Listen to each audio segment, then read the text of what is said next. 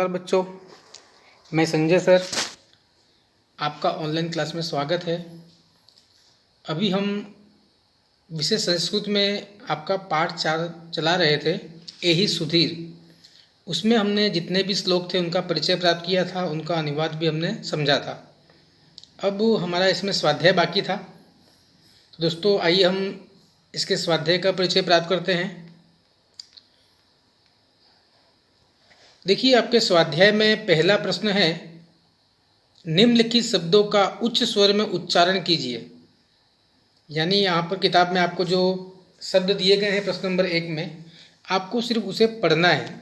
जैसे कि सुविक्रम, खिलनागणम, वज्रकायताम, मृणालिनी, कुसुमे विधाय, सच्चुनियाम, ज्ञानवारिधौ, अनुगच्छाम।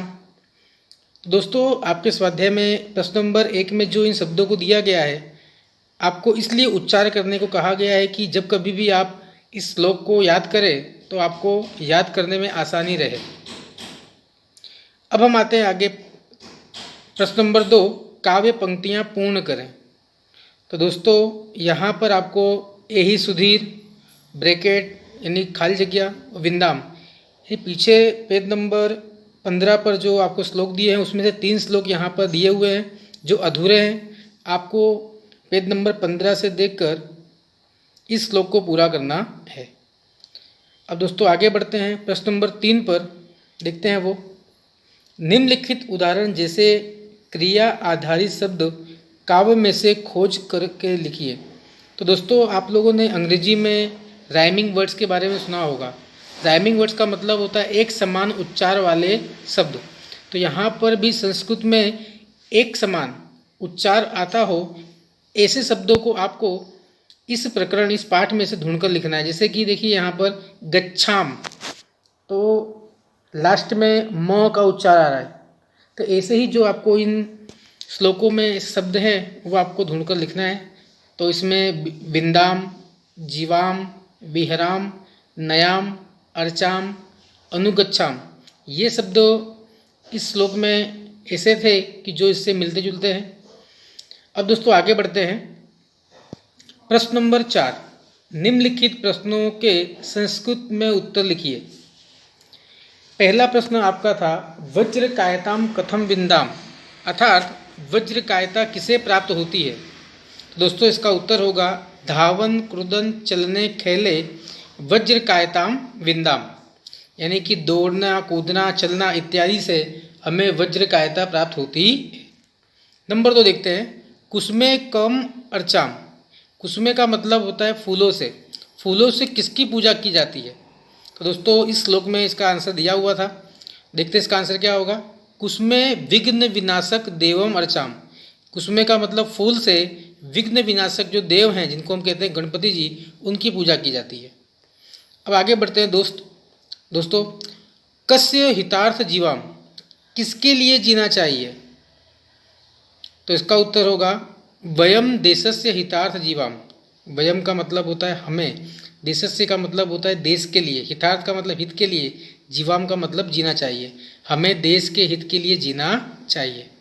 प्रश्न देखते हैं आगे, सदा कान अनुगच्छाम, यानी हमेशा किसका अनुकरण करना चाहिए। तो दोस्तों हमने देखा था लास्ट श्लोक में कि सदा गुरु जी का अनुसरण करना चाहिए। तो इसका संस्कृत में उत्तर ये होगा, वयम सदा गुरुजनान अनुगच्छाम,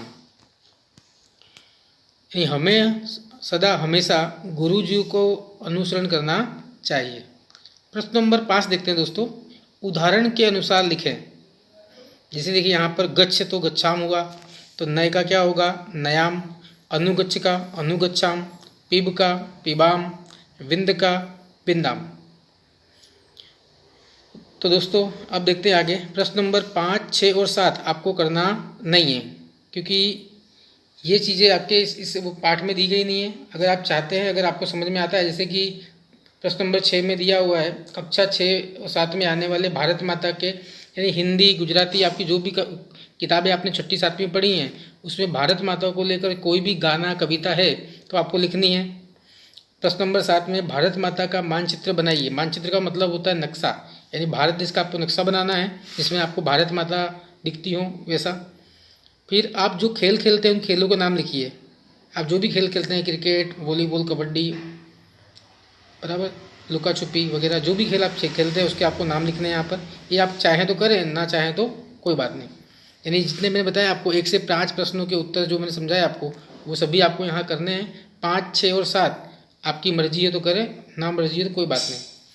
तो दोस्तों, आशा है आपको जो भी मैंने स्वाध्याय समझाया समझ में आ गया होगा। आपको ये स्वाध्याय संस्कृत की नोट में लिख लेना है अच्छे से, और जो भी मैंने इसमें स्वाध्याय करवाया है वो आपको याद भी करना है। एग्ज़ाम में ये सब चीज़ें पूछी जा सकती हैं, तो एग्ज़ाम की दृष्टि से देखा जाए तो बहुत ही ये महत्वपूर्ण पाठ है। दोस्तों, आपको समझ में आया ही होगा। धन्यवाद आपका बहुत बहुत।